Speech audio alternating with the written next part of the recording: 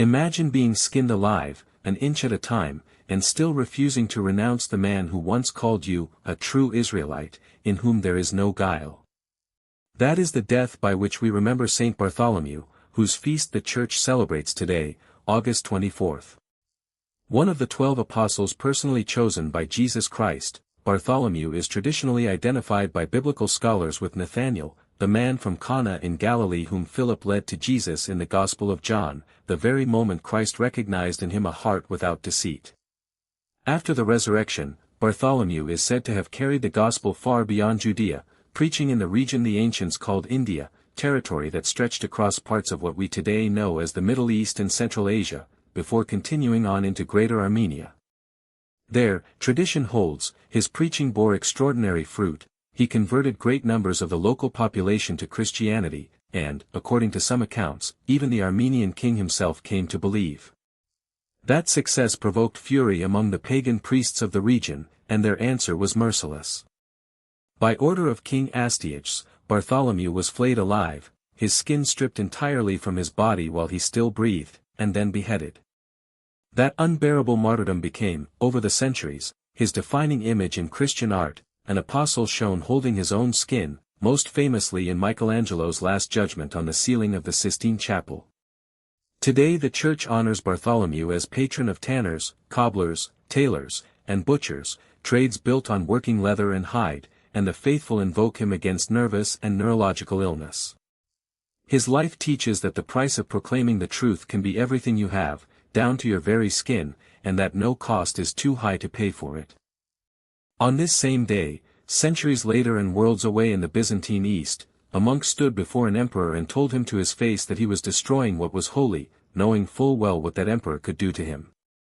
This is Saint George Limniota, a monk of the monastery on Mount Olympus in Bithynia, near Constantinople, who lived between the 7th and 8th centuries and died in the year 718 after a long and agonizing martyrdom. George became one of the most remembered victims of the first wave of Byzantine iconoclasm, the campaign Emperor Leo III the Isaurian launched beginning in the year 726 to systematically destroy icons and sacred images across the empire, a policy so divisive it would split the Eastern Church for more than 100 years. When that persecution reached his own monastery, George did not stay silent. He openly and fearlessly rebuked the emperor himself for shattering sacred images and burning the relics of the saints, an act of defiance that cost him dearly. By direct imperial order, his hands were cut off and his head was burned as punishment for daring to challenge the emperor's authority over matters of the faith. He survived that brutal mutilation, but there was no mercy afterward either. He was exiled and lived on for 14 more years, carrying constant physical suffering to the end of his days. That long, unrelenting martyrdom made him one of the most venerated symbols of Orthodox Christian resistance to iconoclasm, remembered to this day as a confessor and martyr in defense of holy images.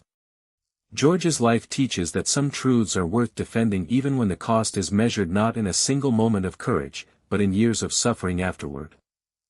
In a very different century, a young Frenchwoman born into wealth and comfort chose instead to fill her own family home with the poor, and that quiet decision would one day plant a religious family on every inhabited continent on earth. This is Saint Emily de Villars, born on September 12, 1797, in Gaillac, France, into an aristocratic household, who died in 1856 at the age of 58. Long before she founded anything, Emily spent much of her youth and adult life sheltering the poor directly inside her own family residence, turning her personal comfort into a refuge for people with nothing. That conviction matured into something larger on Christmas Eve of 1832, when Emily, together with a small group of companions, formally founded a new religious congregation dedicated to relieving every form of human suffering and to educating girls, naming it the Sisters of Saint Joseph of the Apparition after the apparition she credited with inspiring her call. With strong support from the Archbishop of Albi, François-Marie de Gouly, the young congregation grew with astonishing speed, and while Emily herself was still alive, her sisters were already serving on every inhabited continent, a remarkable achievement for any women's religious congregation founded in the 19th century.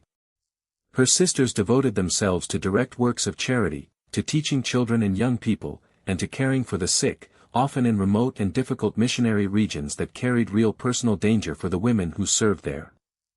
The Church canonized Emily de Villars in 1951, nearly 100 years after her death, and she is remembered today as one of the great founders of women's religious life in 19th-century French Catholicism. Her life teaches that great charity often begins in the smallest, most ordinary space of all, your own home, open to whoever needs it. And with that, we close today's 3 saints.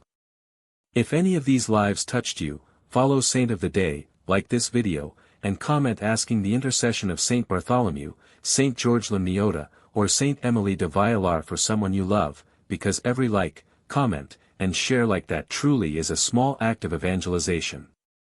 Most of all, share this video with someone who needs to hear it today.